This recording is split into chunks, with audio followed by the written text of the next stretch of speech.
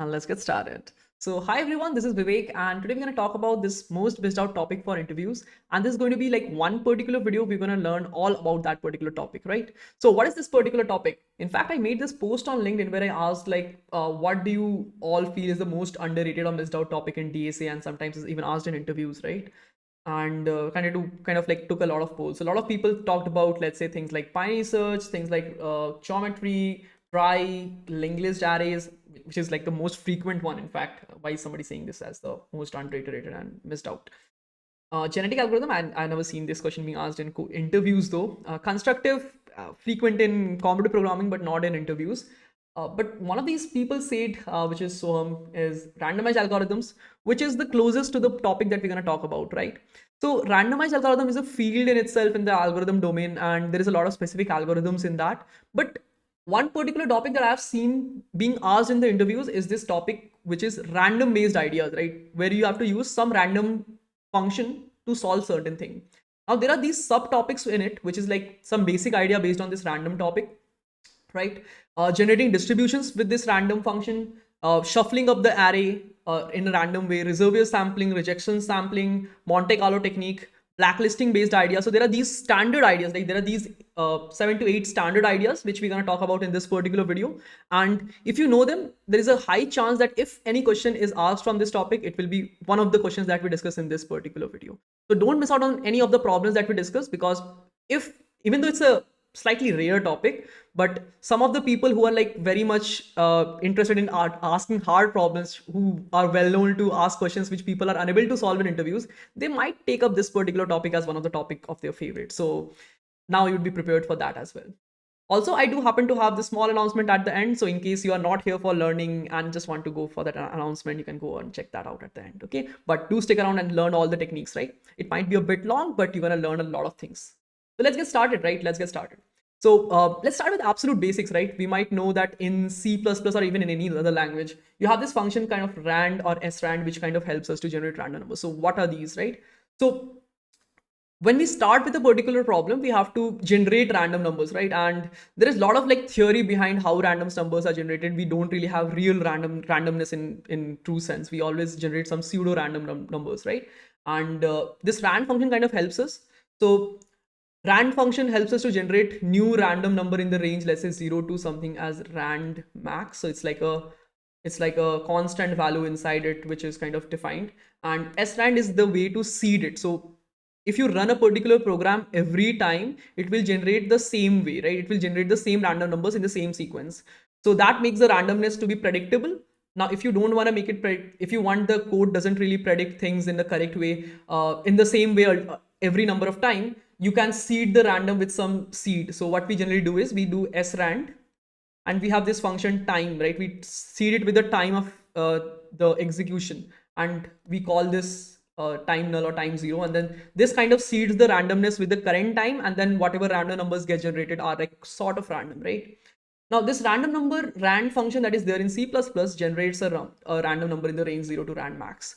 But in most cases, you would be needing to generate random numbers in the range a to b, right? So now is the question. Let's say you have a function of rand max which generates a random number in the range 0 to rand max. How do you generate random number in the range a to b? Now, if you are someone who follows my live sessions, most probably you know the answer to this. In one of the live sessions, I talked about this. But if you don't know, pause the video right over here and think about, okay, I have a function which gives me, let's say, some random number in the range 0 to infinity. Rand max is a very, very large number, okay? How do I generate using this function, a new function which, like, let's say Rn, a to b, which generates a random number in the range a to b, inclusive of a and b, right? How do we do that?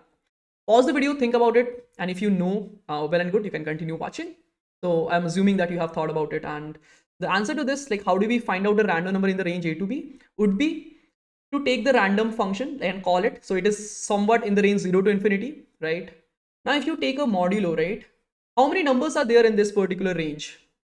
A plus 1, a plus 2, so on up till b. There are exactly b minus a plus 1. Note this plus 1, right? Don't make these mistakes. There is a plus 1 over there.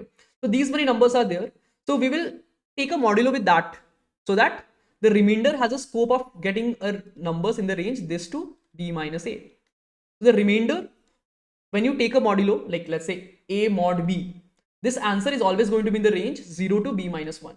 So that is what I'm kind of using over here. The result of this is going to be in the range 0 to b minus a.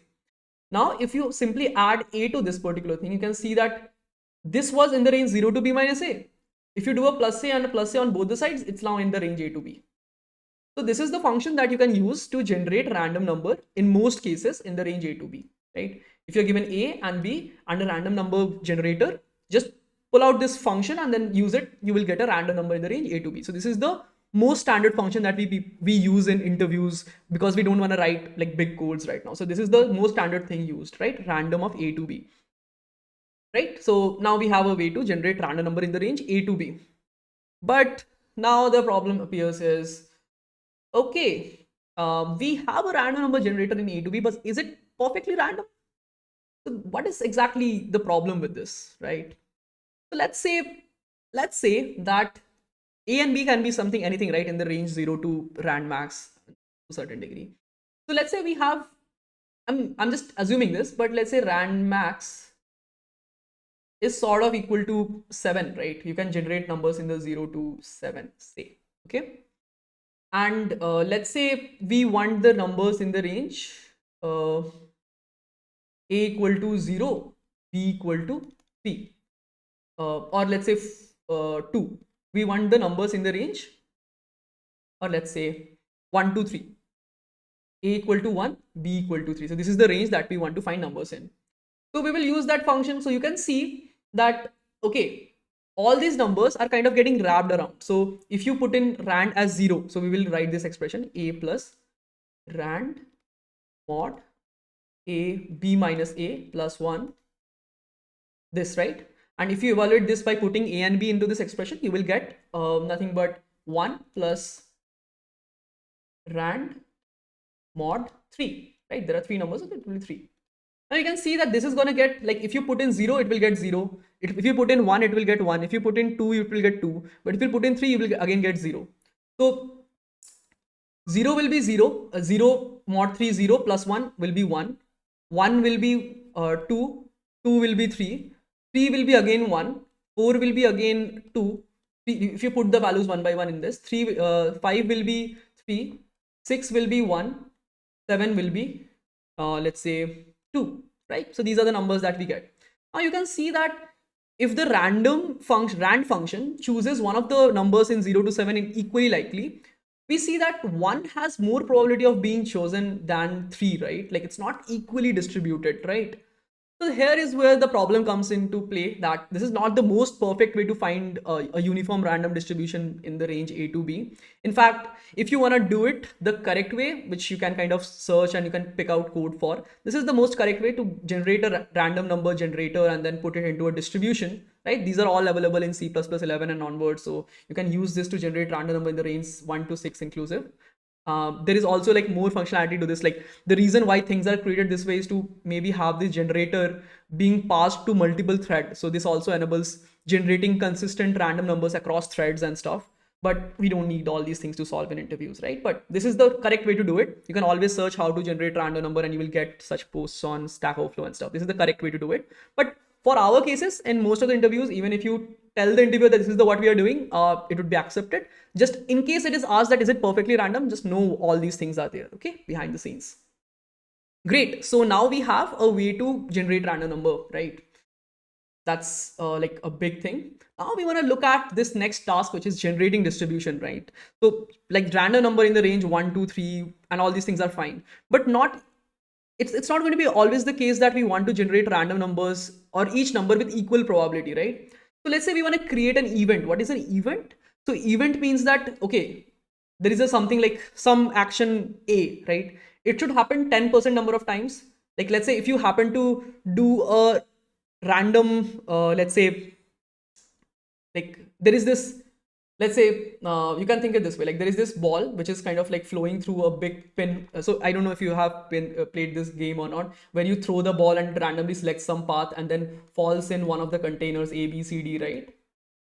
Well, what we want to now do is select, like design it in a way that the probability of the ball falling in A is 10%. The probability of falling in B is 20%.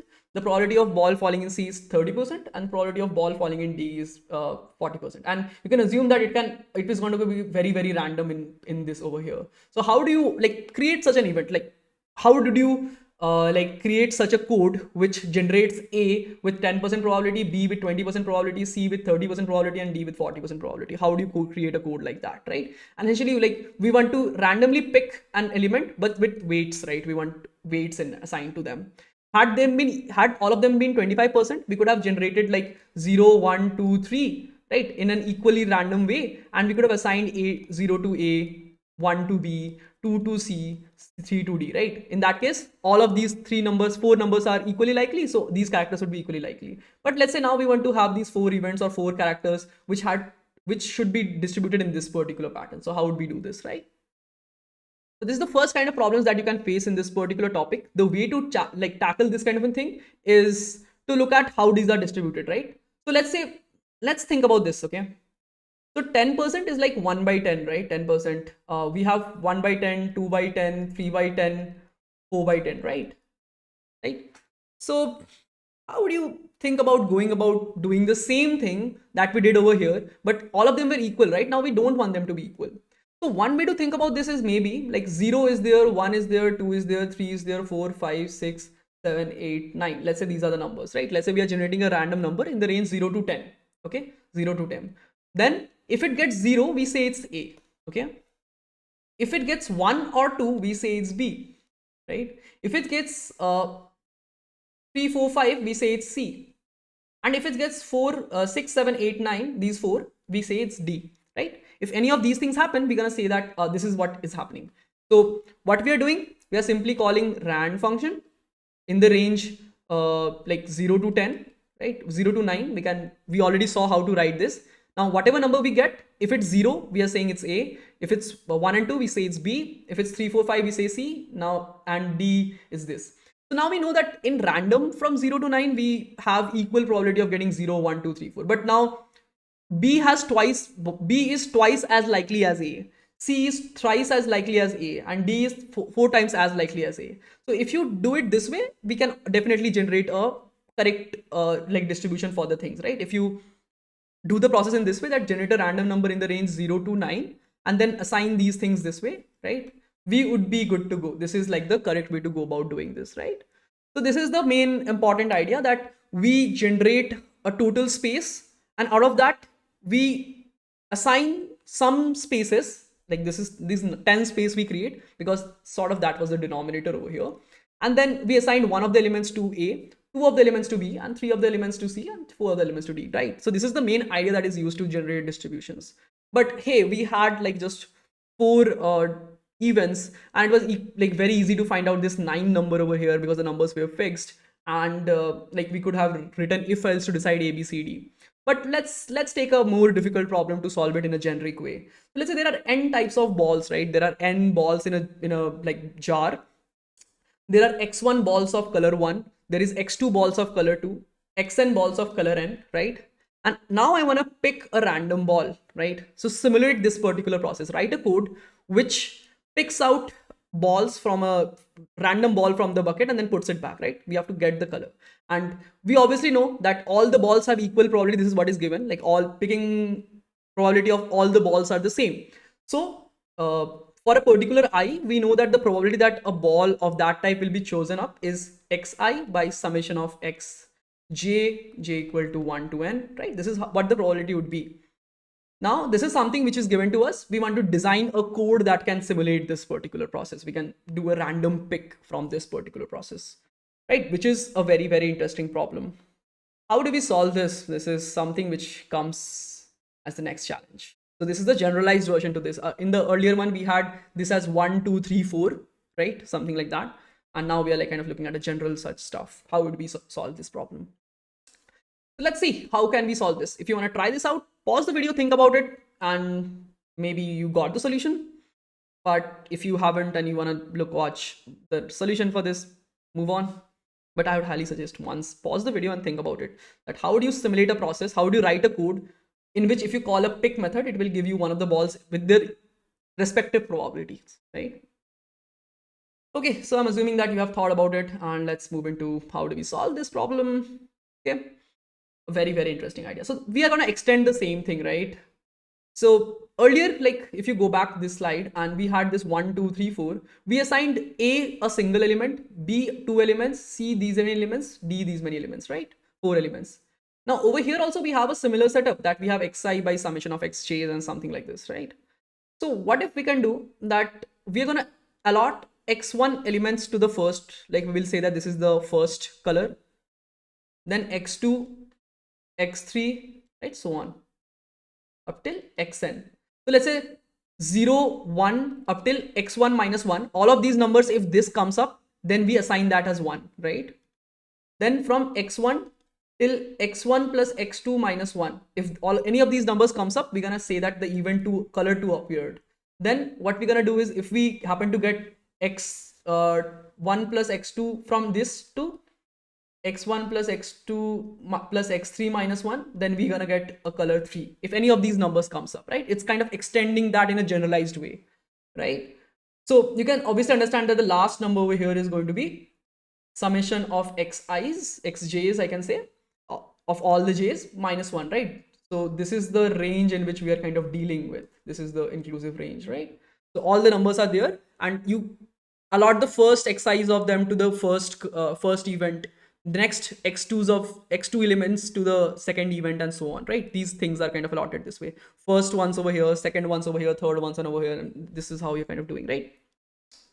So what we now look at this is as a problem of devising this particular process. So if we are given the x1 x2s, we can loop and kind of do this, but that's not the most efficient way because summation of xi's can be large.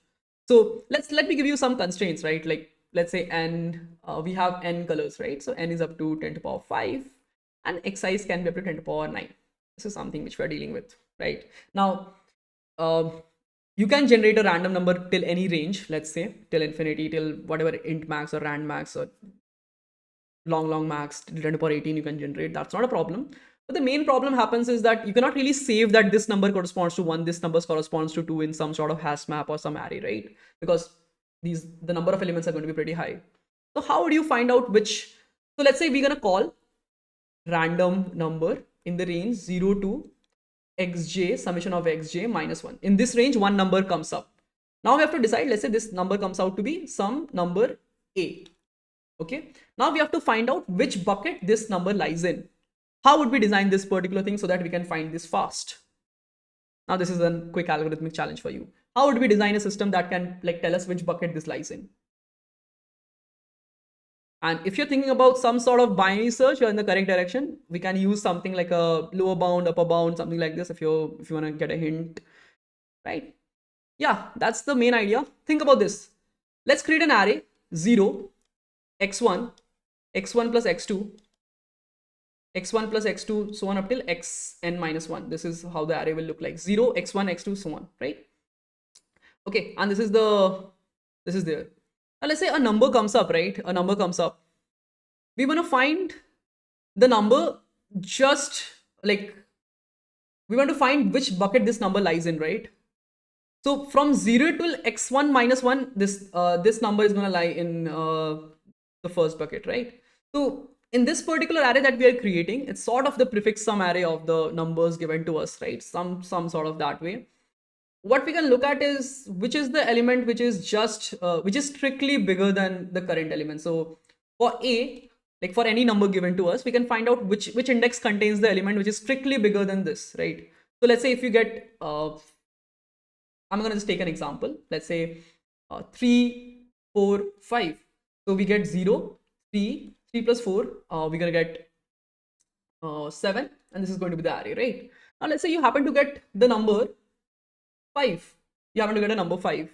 Now which bucket does this lie in, right? So the number strictly bigger than 5 is 7. Now you can tell that 5 is going to lie in the bucket this, which is nothing but the second bucket. So you can print even 2. Okay. Let me repeat this process. Let's do it for the element. Let's say 3. Let's say the number comes up as 3. So you find out strictly bigger than 3, then 7, the element which is over here, 2 comes up, right? Because this is true. 0, 1, 2 belongs to the first element. 2, 3, 4, 5, 6 belongs to the second element, and the rest of the things belongs to the third element. That's how it is there. So if you find upper bound, which is the number strictly bigger than the current element, right, and then move back a step, you will get the element which is sort of the element bucket in which the current element is going to lie in. So now the way we can solve this problem is we can like kind of go through the element and build this prefix sum array, right? Prefix sum array, this is like shifted prefix sum array, is going to take us order n to process this, right? Now whenever we need to do a random pick, we will generate a random number in this range, right, and then do a binary search on this one. So it will take us log n, and this random number generation takes order 1. So per pick, we will have a login kind of an complexity, and to generate that prefix sum array, we will take a pre-processing of order n. So it is like an order n pre-processing followed by order log n per query of picking randomly. Obviously, we are putting them back, so that's how this is work, right? This is how the complexity for this problem will look like, right? So this is how all this generation of a, like if you're given certain probability distribution, how do you generate a random pick out of it? Weighted random picking. This is a very important concept in this particular domain. Let's move on to the next problem then, right? It's a very, very important problem, but let's move on now. Okay, so this is there. Let's solve one problem. I'm gonna give you some time to think about this particular problem, and we're gonna like then move on to a new interesting idea. This is something which you can solve based on what we have learned till now. So let's say you are given a kind of coordinate system, right? This is 0, 0, and we have these bunch of like rectangles given to you. So let's say you are given n disjoint rectangles, okay? N disjoint rectangles. Now each rectangle is like you're given the starting points x1, y1, and it's like widths as well. Like you can give L1, W1. You are given L2, W2. These are things that are given to you, and it is given that they are all disjoint, right? Which means there is no overlap. You can I can also say it n non-overlapping, right? This is what is given to you. Non-overlapping rectangles are given to you, n non-overlapping on this coordinate system. Now what we have to do is we have to pick a random point on this particular grid such that it's inside one of the rectangles, okay? And note that for a rectangle, we include its boundary points as inclusive only, right? They are inside the rectangle only, okay? So this is what is there. We have a rectangle given, like n rectangles given to us. We have to select a particular point in the whole plane such that that point is inside one of the rectangles, okay? Boundary included, and each point is equally likely to be selected. Okay, let me repeat. N disjoint rectangles and non-overlapping rectangles choose a point such that all points are equally likely, number one, which are satisfying the condition, and the condition it should satisfy is it is inside one of the rectangles. If this is the case, how do you pick a random point like this? This is the question. Now, this is a very, very good time to pause the video maybe if you want to think about it, and if you want the constraints, let's say n is up till 10 to the power 5. You guys can solve with this also. N is up to 10 to the power 5, and we want to choose a random point now. This is a really, really good question. X, if you want to know the constraints on X, L's, all X, Y, L, W is less than or 10 to the power 9. That's like a constraint. It's all big. N is up to 10 to the power 5. These are bigger constraints. So with these constraints, we want to pick a random point and then print it out. That's the system that we want to generate. And this can be a realistic system as well, like picking out a point in farms to generate to put a crop. I'm not just creating some random stories, don't worry. So think about which particular problem or which particular idea can be used over here, right? And if you have not paused yet, please do pause, think about it. It's a very, very good problem. But if now you are over here to learn about the solution, let's go into it. Okay. So how do we solve such a problem where every like rectangle is like a different size, and there is this important point that every point is equally likely. So note that each point is equally likely. So there is going to be a set of points. Let's say there is this rectangle and there is this rectangle. So total number of points over here is 1, 2, 3, 4, 5, 6, 7, 8, 9. Over here 10, 11, 12, 13. So there are these 13 points which are valid, right? Out of this, all the points should have equal probability. So this has 1 by 13 probability. This has 1 by 13 probability. This has to be maintained. Check if you have thought about some solution, is that being true or not, right? Okay. So first of all, we need to find out how many total number of points are there in the whole space. How many total number of points are there? Can we calculate that out? Real quick question. Can we calculate out the total number of points that are valid? It turns out yes, because it is given it's non-overlapping. So we can find for each rectangle of the length Li and Wi.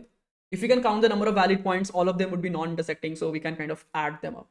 So what is the number of points which are there in an Li sized rectangle which are inside it? Obviously, like since this is of length Li, there would be like 0, 1, 2, 3 up till Li. Similarly, this side. So this is like Li plus 1 number of points on this side, and there are exactly Wi plus 1 number of such columns. So it would be Li plus 1, Wi plus 1. Okay. So this is the number of points in this rectangle. Let's call this x of I, right? Let's call this x of I. And this is again a good point to pause the video and think about how we can now correlate to one of the techniques that we have learned earlier.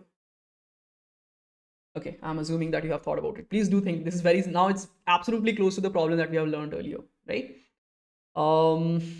If you have solved it, kudos. But now it's like we have to select a rectangle, right, with this probability, right? Each rectangle has certain number of points in it. So if you think about the process, right? If you now, let's go into the solution. If you think about the process, so there is this diagram, right? Let's say there are certain rectangles over here. The first thing that we will do is choose a rectangle. Number one, choose rectangle, which rectangle will generate the point, and then generate point. This is how we will do it in 2 steps. Okay. Now, what is the probability that the point we have selected is going to lie in a rectangle? Is going to be the number of, like, the probability is total summation of xi, which was the number of points in all the rectangles, in each rectangle xi, divided by the xi, right? This is going to be there. The number of points in that rectangle divided by the total number of points is the probability that any chosen random point is going to be in this rectangle, like ith rectangle. Okay. This is the total probability of the point being in this rectangle. So each rectangle, we know what is the probability. This is very similar problem to the last one. So we can, so given, like, whenever we have to generate, we can do a pick process, which we will have these like x's pre-calculated, and we can easily pick, okay, let's say it's a rectangle 1, rectangle I. It will select one of the rectangles. Now in that rectangle, we know that it has this xi, yi, and this li, wi kind of a setup. So we will select a random point in this, because now we are in this rectangle with the probability of xi by summation of xi, right? And now in this particular rectangle, we're going to choose 1 point. So it will be 1 by the total number of points in this rectangle. And you can choose, and you can see that the total probability is of choosing this point was nothing but 1 by xi multiplied by xi by summation xi, which is nothing but 1 by summation of xi, which is total number of points, which is correct. So now we will choose a random point in this rectangle, which is very, very easy. How do we do this? So given a rectangle, choose a random point in it. How do we do this? Very simple process, right? If you are not sure about this, it's very, very direct. You have xi plus 0, 1, 2, 3 up to li. So random in the range 0 to li. This is the x coordinate, and yi plus random in the range 0 to wi. This is how we select the random point in this rectangle. Okay, so that has this probability, and we have already chosen a rectangle. So whenever you have to pick a new point, the way we do this is randomly pick a rectangle. We have pre-calculated the number of points in the rectangle, so we can get its probability and accordingly create that same prefix sum that we discussed, and then we can solve this particular like problem of choosing a rectangle with proper probability, and then in that probability select a point and then print it out. That's all we have to do, right? So this is how you can kind of generate these, and believe me, these are questions which are asked. In fact, this is there in LeetCode if you want to check. Okay, I'm going to attach the links of the problems to practice for this particular session at the end in the description. But please check out these kind of problems. These are actually asked. Okay, I'm not kidding. I have seen such questions being asked. It has not been asked to me. In fact, one of the questions that I'm going to discuss was asked to me in my Adobe's interview. But these kind of questions are asked. Okay, let's move on. Let's move on. So this is generating probability. So now, given some weights, given some probabilities for each event, you can generate that out. Great. Next, we move on to random shuffles. This is again an interesting topic that, okay, given an array, shuffle it up, shuffle the array. And when we are saying we want to shuffle, we want to have all like permutations of that particular array, right? So let's say these are index 0, 1, 2, 3, 4, right? Now each element is going to go to a new position, right? In like ith element goes to some p of I. This is like a permutation, right? 0 element goes to third element goes to fifth element, and so on. There is a permutation of all the elements that is there. So each permutation should be equally likely. That is what is meant by a proper random shuffle, right? And if you want to do it with an internal function, there is this function, right? Random shuffle, which is there available in STL, random shuffle. You can pass the array to this particular thing and it will randomly shuffle it for you. Okay, you don't need to work on anything. And this has a complexity of O of n. Now the question that might be asked in an interview is, okay, go ahead and design this random shuffle. How would you actually do it, right? And well, you might think it's easy at the first glance, but every permutation having equal probability, right? Every permutation having equal probability is not that easy. Like even if you miss things a bit, you will be in a wrong place. Like not the correct solution will be there. So it's very important to know how to randomly shuffle an array. Okay. And this is something which is very frequently asked. I mean, interviews, this is a very, very standard interview question. Okay. And for this, we have this very, very specific algorithm called Fisher-Yates algorithm, right? You need to know about this algorithm. The way the algorithm works is you run from the last element, n minus 1. This is 0 till n minus 1, right? You run from the last element to the first element, right? You last to first, right? This is like the whole array. And you want to go from last to first, right? And for each element, you want to choose, okay, which element, which position will you swap it with, okay? So this element will get swapped with one of the elements randomly from over here to over here. It will get swapped with it, and then you now need to solve it for this much. Okay? This is how we solve this particular thing. Choose the last, go from last to first. For the each element, choose a position including itself to the start, 0 till I, including itself, and then swap those two elements.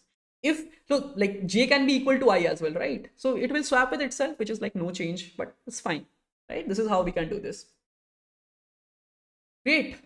If this is the case, how do we actually go ahead and like prove that this is actually correct? I'm not sure if any interview is going to ask you this question, but we're going to briefly see how you can kind of look at this, maybe a brief proof. So let's focus on the last element, right? Let's say whatever element was over here. So the probability that a particular element is going to be over here, right, is like this element is going to be over here itself is nothing but 1 by n, right? Is it not? The probability of the last element being over here is 1 by n.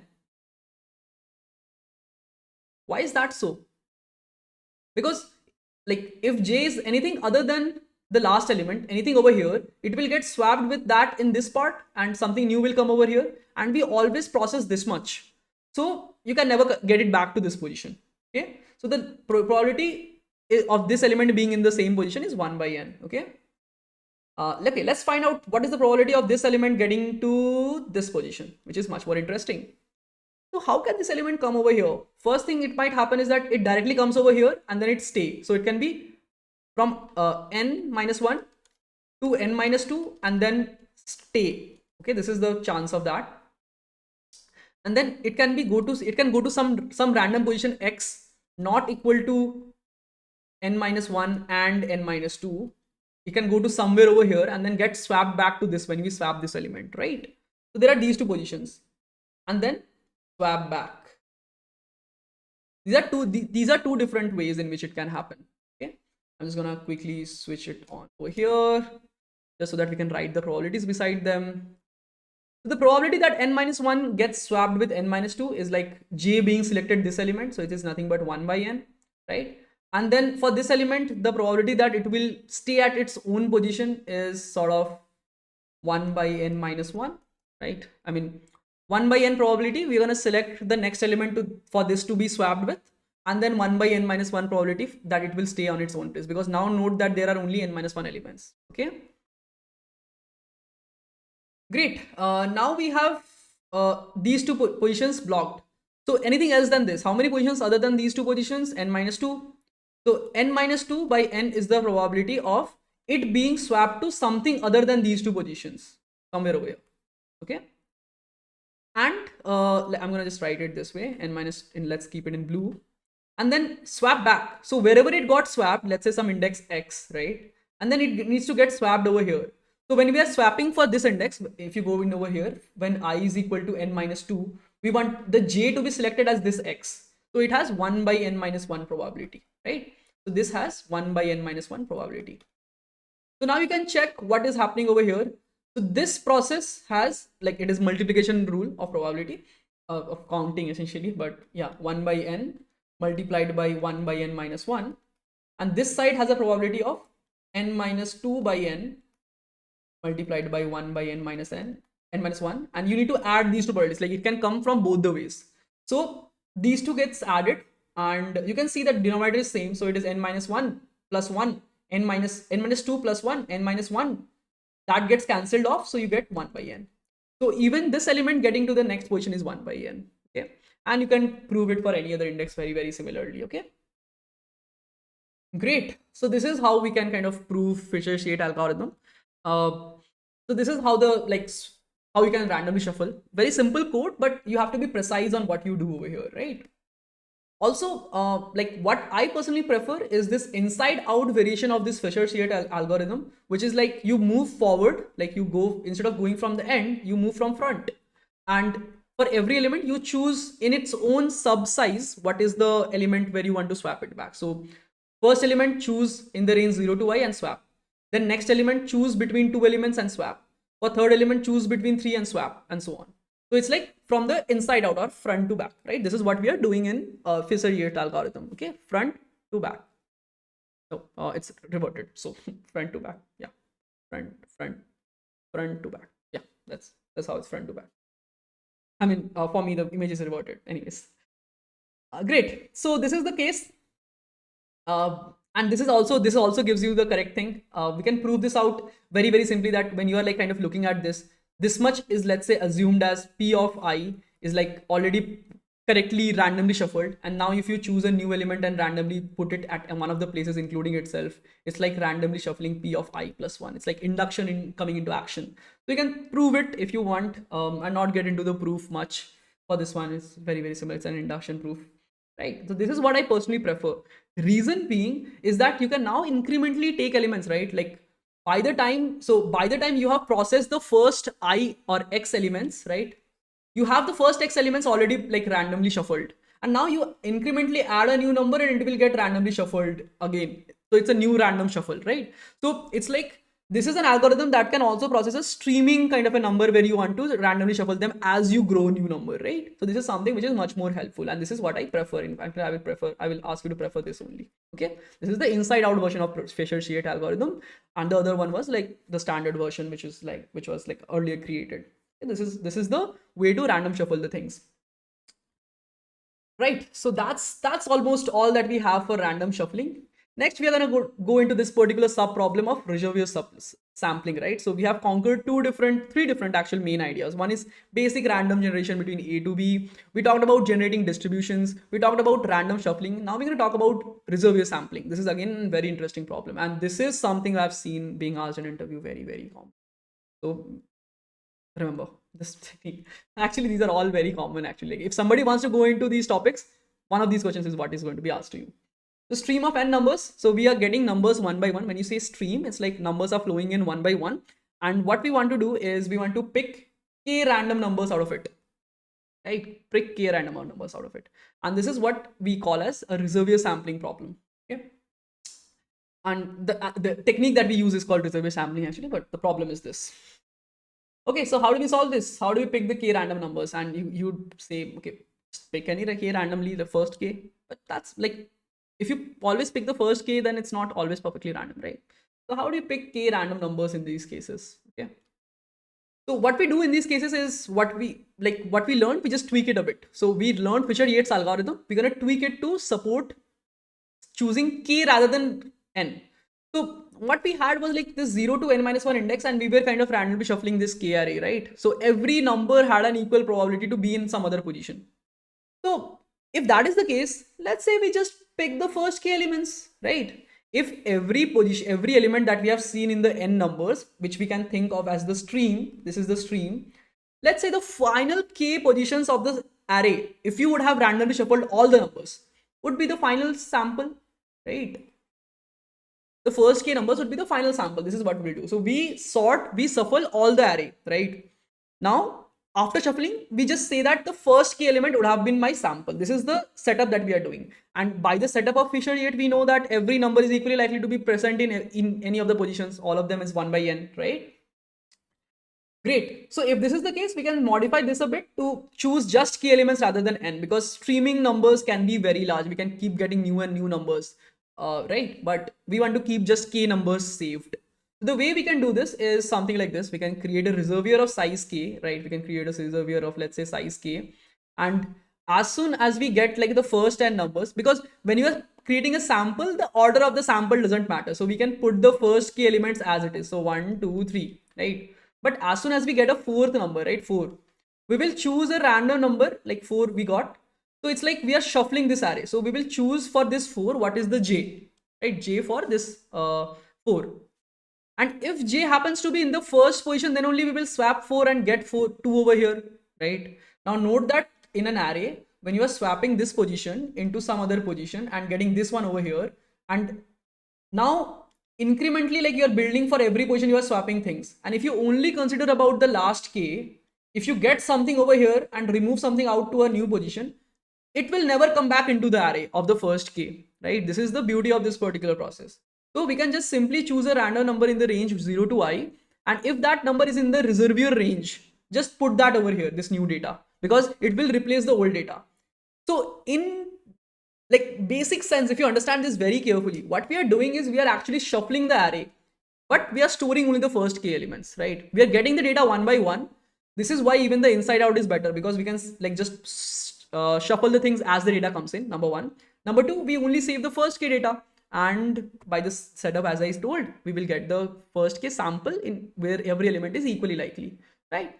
So this is the main idea which is used for reservoir sampling, and that's all for this particular technique, right? So Fisher-Yates with saving the first k. That's the main idea for reservoir sampling. Remember this, and then simulate the reservoir, like Fisher-Yates with saving the first k value. This is all you need to remember. Okay, so now we are done with reservoir sampling. One more technique done and dusted. Great. Let's move on to one more, rejection sampling. So another one. And in fact, this is the one problem that was asked to me in my Adobe interview, right? So I happen to have got an internship in Adobe at the end of my third year. And in my interviews, like, this question was asked. It's sort of like probability based, but again, this is a rejection sampling. So the question that was asked to me was like, you are given a coin, you can do as many coin tosses as you want. You have to design 3 events. You have to design a process such that all those 3 processes has 1/3 probability or equal probability, right?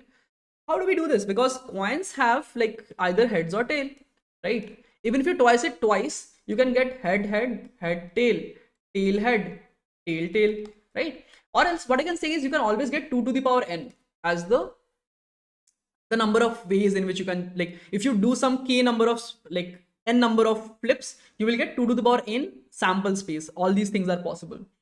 But 2 to the power n is weird, like, because 2 to the power n remainder 3 can never be equal to 0. Okay, you can try and prove this up. I can give you a quick hint, like 2 is same as -1 mod 3. I mean, I don't want to get into modulos and stuff, but it's -1 n, and this is never going to be equal to 0, right? 2 to the power, since 3 is a prime number, 2 to the power any power is not going to be 0 with 2. I can give you this for sure. Okay, okay, so if that is the case, how do we design such a process? Because any finite process is not being able to do it. So the way to go about rejection sampling is this, okay? So let's say we toss the coin twice, okay? Event, okay? We design an event, we toss the coin twice. So the things that we can get is these 4: heads, heads, heads, tail, tail, heads, tail, tail. Okay, these are the 4 options that we can get. Now, if you get heads, head, I will say I get an event A. Now, if I get an head, tail, I will call it event B. If I get tail, head, I will get an event C. If I get tail, tail, if I assign it to any one of them, that event will get a higher probability, right? What I will do is I will just repeat the event. Okay, this is what happens. If I get tail, tail, I will repeat. And now you can see whenever this event terminates, right, at any of the 3 events, I never biased one of the 3, right? So all of them are supposed to have like equal probability. And since it's like a stochastic process, I'm not going to get into the terms and stuff, but it is going to terminate at some point in time, right? Like, it is like infinite number toss, but there is going to be a definite probability. The way we can think about it is that, like, if you are at event, from this you have 1 by 4 probability that you will get A. Okay, so we want to find the probability of getting A. So 1 by 4 in one step you will get A, plus with the 1 by 4 probability you will get repeat into, again you get 1 by, if you get 1 by 4 then you will get A, plus if you don't get it then you again repeat, and then again you get 1 by 4, then you get A, and so on. So this kind of a series gets created, and if you try and see this is nothing but a recursive series of the same thing. We're gonna have P of A over here, probability of A, and the way we can solve this is we can get it on this side. It will be 3 by 4 P of A equal to 1 by 4, and we can get the value of P of A equal to by 3. That's the whole final probability of A. And in fact, P and C is very similar, and you will get the same kind of probability. So this is the way we reject. So what we did was we created an event where we had multiple options, 4 options, but we rejected one. When we see reject, it repeats itself. So this is how you can design some processes to maybe get certain probabilities, right? This is something that was asked to me, and this is actually a very standard problem, to be very honest. But at that point in time, I did not know this question. I thought about 3 minutes and then I could answer this question in the interview, luckily. But now you guys know this question, so you'd be able to answer in a single minute, maybe not even a minute. You know that, okay, repeat it. Just that's what you will tell in an interview. Don't go that straightforward. Just think about it for at least 10 seconds, 20 seconds. Okay. So that's the idea for this particular problem, rejection sampling. Reserve your sampling, rejection sampling done. Okay. Next is Monte Carlo. This is another idea, which is sometimes a very specific question. Okay. I thought this is not really that like smart idea as such, but I just wanted to keep this thing because maybe somebody would ask this in an interview and we should be able to know this. So what we do in this kind of a question is that the question that is asked is estimate the value of pi using some computational process. Okay. And we know that we have multiple different equations and all which can give us some pi and all, but how do you compute it computationally? Okay. So the way to go about this is using some Monte Carlo process. Now Monte Carlo process is that you design some event which if you iteratively do infinite number of times, you will converge to a given probability. So what we do, like if you want to find out the value of pi, the way you can calculate this is, let's say you do n number of events, right? N number of times you do this. What do? You pick a point in a 1 cross 1. You pick a point in a 1 cross 1 rectangle. Okay? Sorry, square, not a rectangle. So you pick any x comma y, and you can generate this using random numbers. Now you are looking at a floating point number, but that is also possible to be generated in code. So you generate a random number in the range 0 to 1, 0 to 1, right? And you will get a random point in this square. Now this random point, whatever you generate, okay, it will be in either in this circle, in this semicircle, in the quarter circle or not, right? Either it will be in this region 1 or in the region 2. The way to check this is if x square plus y square, the distance from 0, 0 to that point, if that is less than 1, right, less than equal to 1, then it counts as event A, or else it counts as event B. This is what we do. We select a random point in the square, and if its distance from the origin is less than equal to 1, then we call it as event A, or else we will call it an event B. Now think about this. What will be the probability of event A? All the points are equally likely in the diagram, so it will be nothing but the area of this particular thing, right? So area of this A. And now what is the area of A? Quick pause and think about this. What is the area of this particular thing? So we are dealing with this circle where the side length is 1. So we have pi r square, right? Pi r square. But it's a quarter circle, not a full circle. So pi r square by 4, and radius happens to be 1. So A has a probability of pi by 4, right? Which is good. I mean, 3.14 by 4. It's like a proper 0 to 1 number. And the rest is like 1 minus pi by 4, obviously. Right? So this is the probability. So what we do is we like, if we like do this process n number of times, you will like kind of like, if you are keep selecting points and on and so on, and you eventually get to a point where like you have got a lot of points, and obviously like these will like the number of points over here as a ratio to the total number of points would converge to the probability of this region, okay, which is nothing but pi by 4. So count, which we have done computationally by n, okay, this is the estimation of pi by 4. So whatever count you get after doing a very large number of times, 4 times that count, whichever comes up, pi n is a good enough estimation of pi. This is what we do for Monte Carlo process to estimate the value of pi, right? So this is another way to kind of estimate. This is a specific question that is asked in interviews, and this is the way to estimate the value of pi. Okay. So this is one specific question. I just wanted to cover this because in case one of those people who is watching me right now gets this question, they should not get missed out on this particular opportunity to answer this way, right? In fact, for quant companies, there are these specific, like even harder versions of this where we have, like, let's say if you want to get the error in a certain probability range, then how do you solve this? And it's like a proper probability statistics questions. But we don't want to get into that details. Enough knowing about Monte Carlo, right? Okay, so that's Monte Carlo. The final problem technique that we'll learn today is blacklist random pick, right? Blacklisted based random picking. So this is going to be the final technique. I understand that you have been sitting and understanding these techniques for some time now. I hope you are enjoying the content. If you have been enjoying the problems or techniques that we have learned, do like the video. That helps me to create more such things. But let's move into this blacklisting random pick, and obviously subscribe if you have not done it. I mean, if you're watching till this point and you're not subscribed, then what are you doing? Just subscribe it. Anyways. So when you're creating content, you do have to ask for subscriptions, right? That is like very, very norm. Okay, so blacklisting random pick, how do you do that? So the question is, you are given an n and you have to randomly pick a number in the range 0 to n minus 1, right? And there are n numbers. Out of them, m are blacklisted and you're given this range. So let's say you are given this range of 10 numbers, 0, 1, 2, 3, 4, 0, 1, 2, 3, 4, 5, 6, 7, 8, 9, right? And you need to pick a random number out of this, but you cannot pick these numbers. This is what is the question, blacklist based now, random picking. How do you solve such a problem? How do you solve such a problem? Okay, so one idea that we have already thought about can be used in this, and this is the time to pause the video and think about which one idea that you have learned till now can be used in this particular problem. Pick a random number out of these with the blocklisted numbers blocked. How do you do that? And I'm assuming that you have thought about this now. If not, please do. But let's get into the solution idea. So one way to do this is something called as, that we have learned, is rejection sampling, right? So a very simple process. Choose a random number in the range 0 to 9, right? If it gets to be one of the numbers in the blacklist, repeat the process. Very simple, right? Choose a random number in the range 0 to 9. If it happens to be one of the blacklisted number, we can create a hash map of the blacklisted numbers.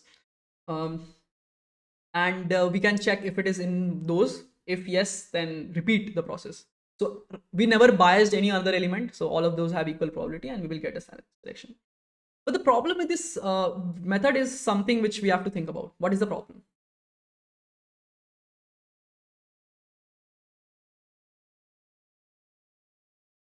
The problem with this particular event is that if in case m happens to be large, in case m is, like, let's say out of this 8 elements are blocked, okay? Out of this 8 elements are blocked.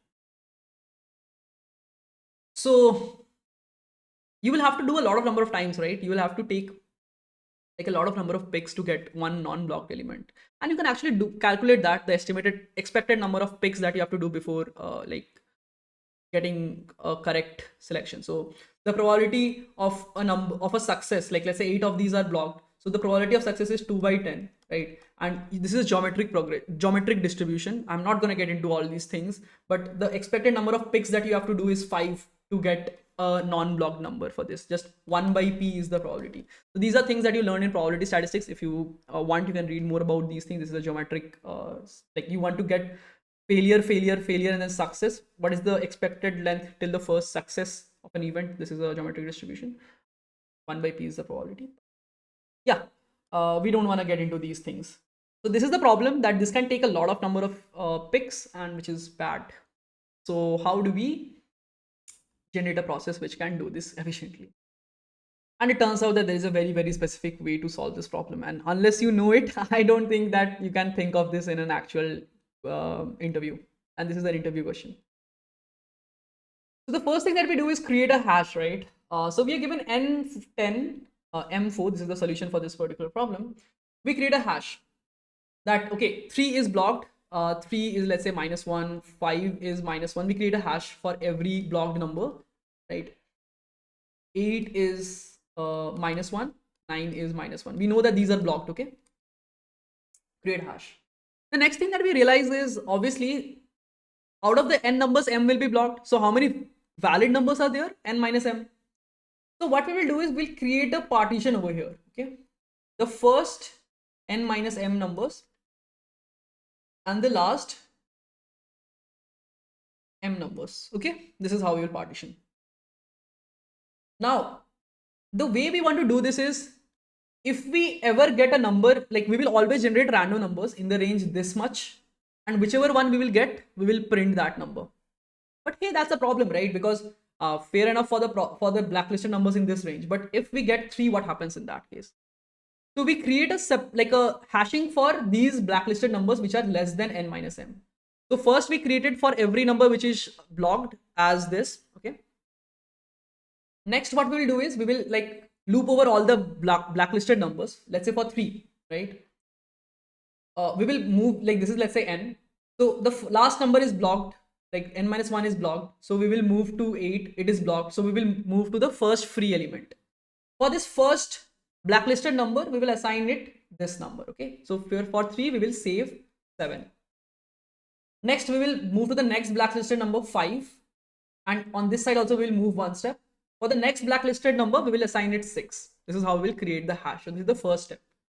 What we did, for every blacklisted number, create a hash map with -1 so that you can check if it's a blacklisted number or not. Now from the end, find the first blacklisted non-blacklisted number. We can check in the hash map that we created, right, whether it's blacklisted or not. And we will at most have to traverse m elements only to get the first one, and in total only m elements, because by that time all these things will be processed. And for every element in that is there in the first n minus m elements, create a mapping to one of the other elements which is free over here. So what did happen over here? What we just did is kind of moved this 3 over here and kind of moved this 5 over here and swapped their independent positions. So now 3 will behave like a 7 and 5 will behave like a 6, right? This is what we are doing. Now what we can do is simply choose a random number in this range and get a blacklisted number, okay? So what we can do is we can pick a random number in the range 0 to n minus m minus 1, right, inclusive. And then we can just simply check if it is a non-blacklisted number, then we print it. If it is a blacklisted number, let's say 3, we will get its correspondent non-blacklisted number in the other half and print that. And there will be always a one-to-one mapping. So for picking, we will simply do rand of 0 to n minus m minus 1. Whatever we get x, check it in the hash, right? If present, we will print hash of x, like whatever is the key, value of x in the hash map. If it is not, then print x. This is the process. And you can see that what we did was we just somehow swapped this with 7, we got this over here, and we swapped this with 6 and we got this over here, and now we are kind of dealing with only non-blacklisted numbers. So this is how we can get the non-blacklisted numbers in an equal probability. This is the problem that we are kind of talking about, and now we have a very, very efficient way. The pre-processing took order m, going through all number, creating in hash map is order 1 in interviews, we assume that, and we go through like this process of creating this hash map is also order m, and then now getting a random number is like order 1, right? This is there. So order m, order 1 solution. This is a very, very efficient way.